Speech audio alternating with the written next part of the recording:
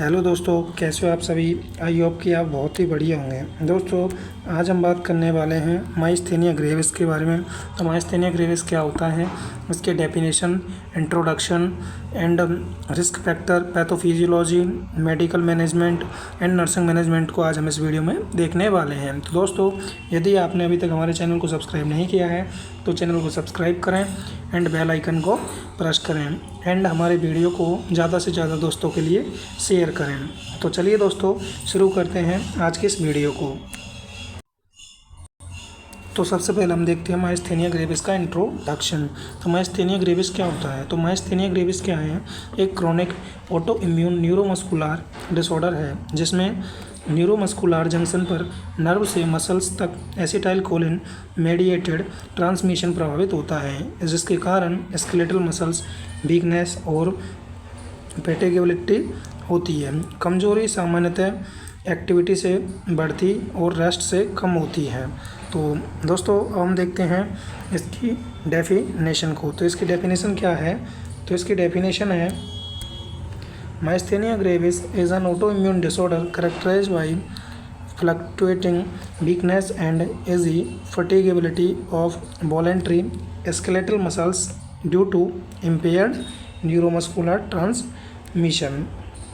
इसके बाद में हम देखते हैं दोस्तों इसके ईटियोलॉजी एंड रिस्क फैक्टर को। तो माइस्थेनिया ग्रेविस की ईटियोलॉजी और रिस्क फैक्टर क्या होते हैं दोस्तों।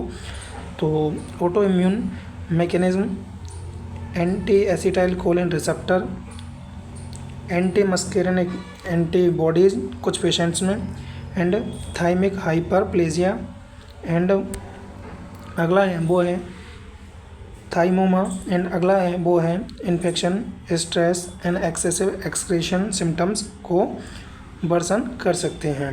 एंड देन इसके बाद हम देखते हैं इसकी पैथोफिजियोलॉजी को। तो इसकी पैथोफिजियोलॉजी क्या है, तो इसकी पैथोफिजियोलॉजी है ऑटो इम्यून एंटीबॉडीज़ जो कि एसिटाइल कोलिन रिसेप्टर्स के फंक्शन को प्रभावित करती हैं। एंड देन इसके बाद में न्यूरोमस्कुलर ट्रांसमिशन कम होता है। एंड देन इसके बाद में मसल्स कॉन्ट्रैक्शन कमज़ोर होता है, जिससे मसल्स फटीग एवं वीकनेस होती है।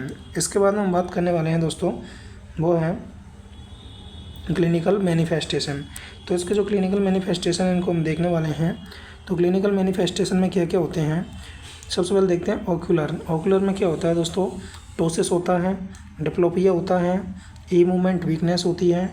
एंड अब हम देखते हैं दोस्तों फेशियल एंड बल्बुलर में। तो फेशियल वीकनेस होती है, फटीग, डिफ़िकल्टी स्विंगिंग होती है,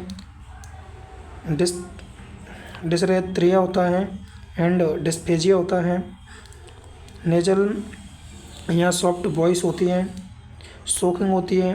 एंड देन इसके बाद में हम देखते हैं इसके लिम्ब एंड नेक में क्या क्या क्लिनिकल मैनिफेस्टेशन है। तो वो है नेक वीकनेस हो सकती है, डिफ़िकल्ट राइजिंग आर्म्स हो सकती हैं, डिफ़िकल्ट क्लम्बिंग स्टेयर्स हो सकती हैं, and difficult getting up from a chair हो सकती है। अगला जो क्लिनिकल मैनिफेस्टेशन है वो है प्रॉक्सिमल मसल्स वीकनेस हो सकती हैं। अब हम देखते हैं रेस्पिरेटरी में क्या क्या वो होते हैं क्लिनिकल मैनिफेस्टेशन।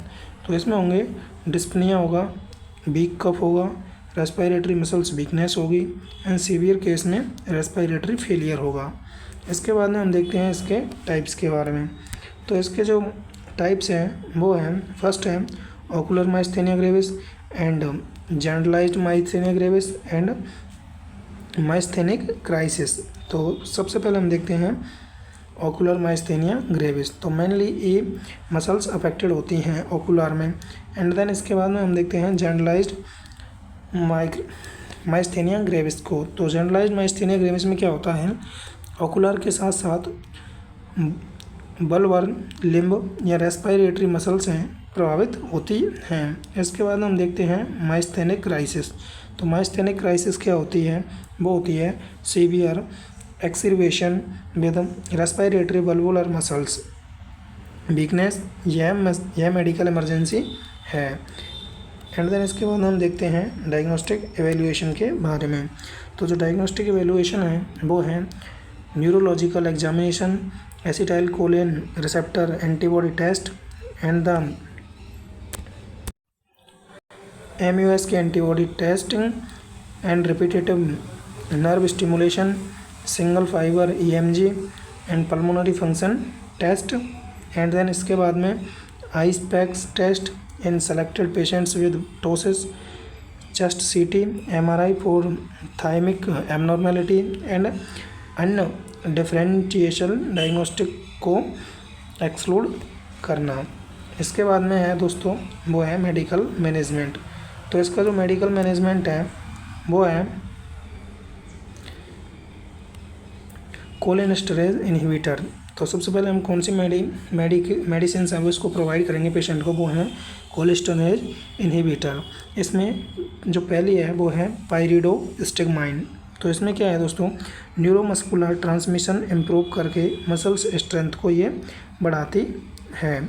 इसके बाद में जो अगला है वो है इम्यूनोथेरेपी। इम्यूनोथेरेपी में corticosteroid example prednisolone and immunosuppressive agent जैसे एजाथियोप्रिन। इसके बाद हम देखते हैं नेक्स्ट, तो जो अगला है मेडिकल मैनेजमेंट में वो है rapid immuno modulation, IVIG and plasma exchange या प्लाज्मा फेरेसिस हम दे सकते हैं। इसके बाद हम बात करते हैं सर्जिकल मैनेजमेंट की। तो जो इसका सर्जिकल मैनेजमेंट है वो है थाइमेक्टोमी, यानी selected patients particularly when thymoma is present or in appropriate generalized MG cases, myasthenia gravis cases। इसके बाद हम देखते हैं दोस्तों नेक्स्ट, तो वो है नर्सिंग मैनेजमेंट। तो नर्सिंग मैनेजमेंट में सबसे पहले हम करते हैं दोस्तों असेसमेंट।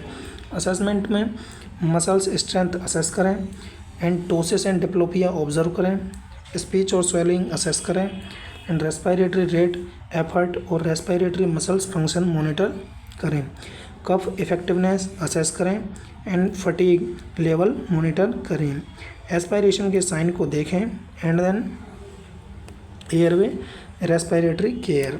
तो एयरवे रेस्पिरेटरी केयर में है एयरवे हमेशा पेटेंट रखें, रेस्पिरेटरी स्टेटस क्लोजली मॉनिटर करें, एंड सक्शन इक्विपमेंट अवेलेबल रखें। अगला है वो है सीवियर रेस्पिरेटरी वीकनेस में वेंटिलेटर सपोर्ट की आवश्यकता हो सकती है।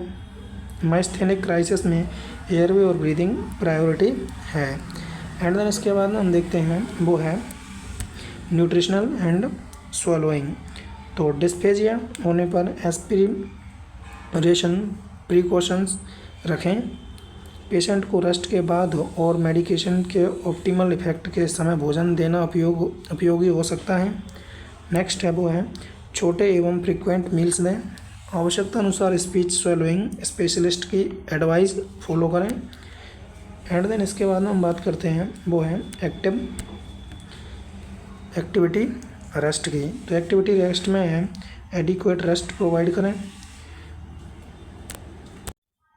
ओवर एक्सक्रीशन से बचाएं, इन एक्टिविटीज़ को छोटे पीरियड्स में डिवाइड करें। इसके बाद में है पेशेंट को एनर्जी कंजर्वेशन टेक्निक सिखाएं। इसके बाद हम बात करते हैं दोस्तों मेडिकेशन मैनेजमेंट। तो मेडिकेशन मैनेजमेंट में प्रिस्क्रिप्टिव पाइरिडोस्टिगमाइन को सही समय पर एडमिनिस्टर करें, एंड मेडिकेशन रिस्पॉन्स और एडवर्स इफेक्ट मॉनिटर करें। बिना मेडिकल एडवाइस के नई मेडिसिन शुरू न करने की एजुकेशन दें, क्योंकि कुछ मेडिसिन माइस्थेनिया ग्रेविस सिम्टम्स को वर्जन करती हैं। इसके बाद में हम देखते हैं साइकोलॉजिकली सपोर्ट। तो पेशेंट को हमें साइकोलॉजिकली सपोर्ट दे सकते हैं, जिसमें एंजाइटी और फियर कम करने के लिए इमोशनल सपोर्ट दें। पेशेंट और फैमिली को डिजीज़ ट्रीटमेंट और वार्निंग साइन के बारे में एजुकेट करें। एंड देन इसके बाद में है दोस्तों वो है माइस्थेनिया क्राइसिस। तो माइस्थेनिक क्राइसिस है वो क्या होता है,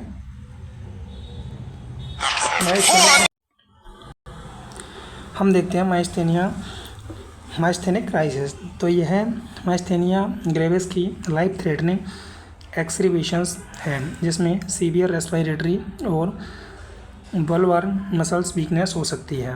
साइन क्या होते हैं इसके, increasing respiratory difficulty, severe dysphagia, weak cough, inability to handle secretions, severe generalized weakness and respiratory failure. And then इसके बाद हम देखते हैं वो है इसका मैनेजमेंट। तो इसका मैनेजमेंट क्या है?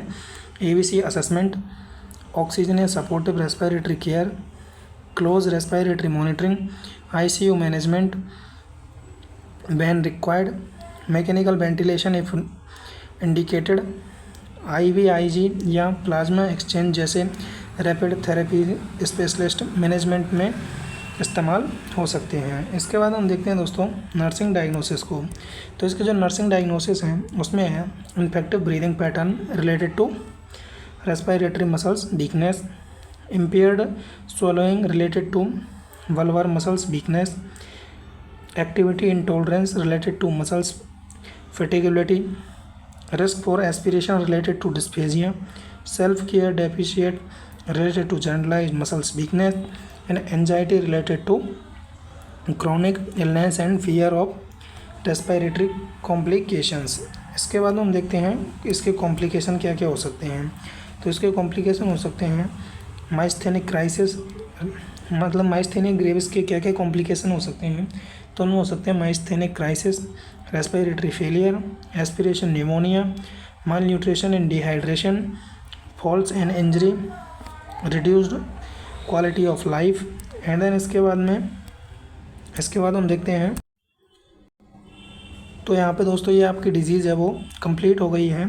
तो दोस्तों आज हमने पढ़ा कंप्लीट माइस्थेनिया ग्रेविस के बारे में, जिसमें इसका इंट्रोडक्शन देखा, डेफिनेशन देखी, रिस्क फैक्टर देखे, इटियोलॉजिकल फैक्टर देखे, एंड पैथोफिजियोलॉजी, क्लिनिकल मैनिफेस्टेशन हमने देखे थे, एंड देन डायग्नोस्टिक एवेल्यूएशन देखे थे, एंड माइस्थेनिया क्राइसिस देखा था, इसके टाइप्स देखे थे, एंड इसका मेडिकल मैनेजमेंट देखा था, नर्सिंग मैनेजमेंट देखा था, एंड देन हमने इसके नर्सिंग डायग्नोसिस हैं वो देखे थे।